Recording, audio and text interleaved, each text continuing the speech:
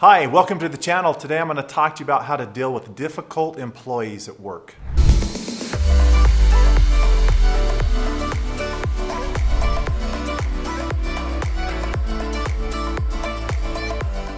Hi, I'm Doug Nielsen, and I work with leadership teams helping them to become the very best possible versions of themselves. Today, I'm going to talk to you about how you can confront somebody by having them confront themselves so you don't have to, and it may surprise you, so stay to the end to get all the details. I want you to think of 3 people who have impacted your life. Think about that for a moment. Who are the 3 people who have impacted your life the very most? The first one that pops to my mind is my mom. Mom taught me how to persevere, how not to give up. I was raised in an alcoholic home, and Mom taught me something so incredible: to persevere, not to give up. Rest if you must, but don't you dare give up. Another person, I'll be thinking about who's impacted your life as well, but another person that impacted my life was a member of my church who really went out of his way, proactively reaching out and serving. He taught me the importance that you don't just sit back and wait for others to ask you for help. He proactively went out of his way to find me to come and play basketball with the group. He'd come and get me up early on Saturday mornings. I didn't want to get up, and he'd come and get me, haul me out. He ultimately hired me to work at his store, and he also would come and get me to go help him when he built a house. He was proactive in his service. Another person that really impacted my life, his name was Brent, and he was my boss at Ace Hardware, good old Ace Hardware. And he taught me this, that if you treat people right, it comes back to you. He treated his employees right, a bunch of high school punks working in Ace Hardware, but we would bend over backward for this guy because he loved us. We knew he cared about us. So I want you to think about those 3 people who've impacted your life. Now that'll be your homework. If you haven't done it, you think about those 3. But here's one thing that's very interesting. All 3 of these people I have had conflict with, all 3 of them. And yet the relationship became stronger through that. Why? Because they perceived that they cared. That's one of the important things I really want you to understand. Instead of us having conflict, how do we turn it into a discussion that helps to build the person? That is possible. Because what's the point of being a leader if you're not trying to do something amazing? And one of the things as a leader that we need to be able to wrap our heart and our head around is being able to make friends with conflict. And in fact, we can call it having a discussion with someone. I have a quote that I want to read to you. And it's from John Quincy Adams. He said this: "If your actions inspire others to dream more, learn more, do more, and become more, then you are a leader." Again, what's the point of being a leader if you're not trying to do something amazing? And making friends with conflict by having a discussion with your employees is critical. One of the biggest things as a leader is very often we try to avoid conflict. And one point I want to make real clear here: as a leader, again, make friends with conflict. Don't run from it. Have the discussions that you need to have. Don't turn a blind eye and pretend it's not happening. Get more comfortable with having these discussions. It's very important. One of the biggest things that you can do as a leader to have conflict work for you is to connect with people. When you can connect with people, they will work with you. They will see you as an ally versus a foe. And I want to share with you a real powerful idea to connect with people, and this is based on neuroscience. The neuroscience of being able to look, laugh, listen, and touch. What's that again? Look, laugh, listen, and touch. I call it 3 L's and a T. When you can look, laugh, listen, and touch, the neuroscience is the relationship parts of the brain will start to fire up. When you look somebody in the eye, and I would give you this invitation, notice their eye color 3 times in the conversation. See them.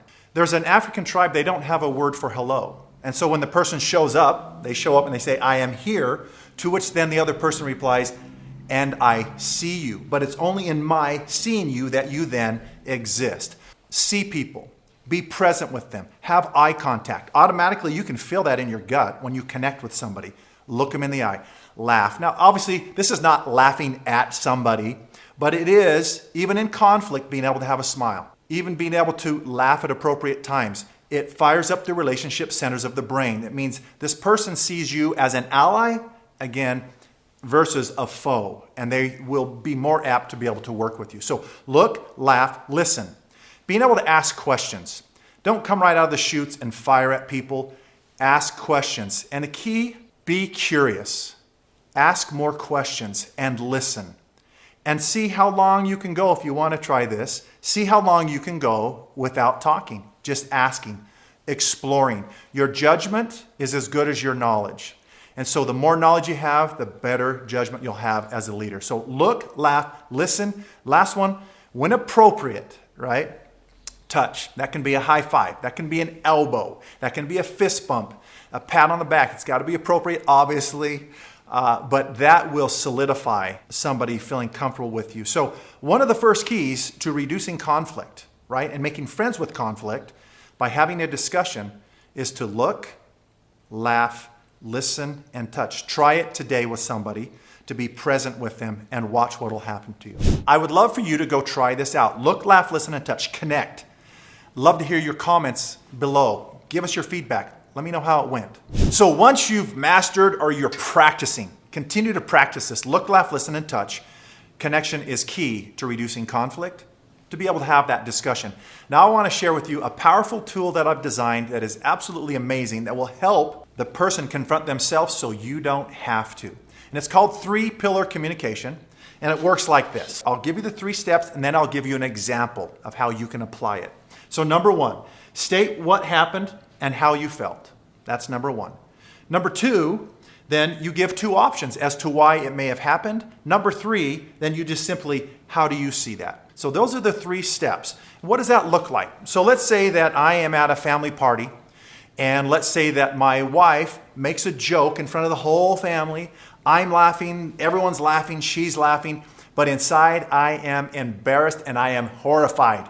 I'm livid that she made this joke. So going through the 3 steps, number 1, I would say, state what happened and how it felt. So I'd say, hey, you know, last night at the dinner party, when you made this joke, everyone laughed, I laughed, you laughed, but inside I was horrified and I was embarrassed and wanted just to shrivel up and disappear.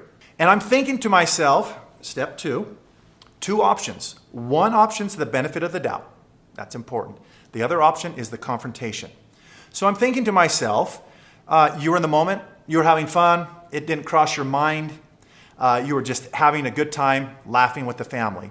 Or, this is option 2, or you just ignored what I'd ask you to please never joke about that again, and that didn't really matter to you, my feelings about joking about something that's sensitive to me. Third step then, simply, how do you see it?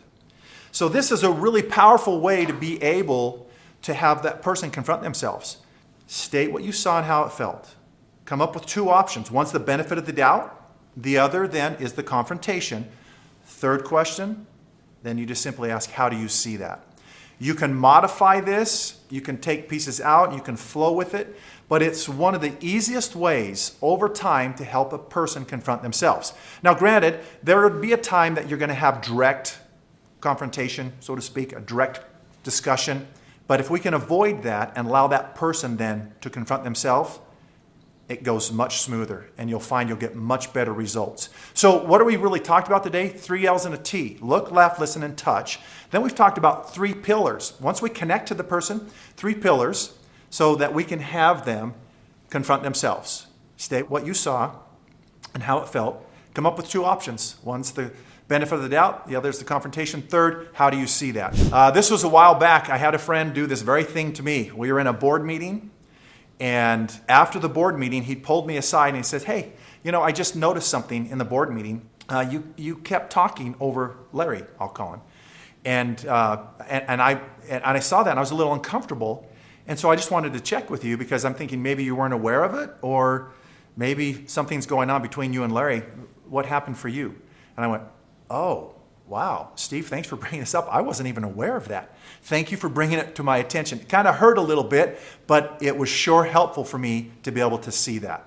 So the bottom line, my friends, simply this. As a leader, becoming comfortable with conflict by simply reframing it as having a discussion. Connect with the person. Look, laugh, listen, and touch. Be present with them. Number 2, then this tool of 3-pillar communication, to simply be able to be present with them by stating what you saw and how you felt. Number 2, 2 options. One's the benefit of the doubt, the other's the confrontation. Lastly, how do you see it? Because you can make friends with conflict, and it can make your life so much better mentally when you say, I want to do this, I want to help my people grow, I'm not going to turn a blind eye to it, and watch what it'll do for you as a leader. I promise it will help you to continue to grow. Here it is, my friends. I want you to sit down and identify one person on your team that you lead to go through the 3-pillar communication. Also, if you like this video, be sure, give it a thumbs up and subscribe for others just like that. And if you want to, you can go to my website for more information at DougSpeaks.com.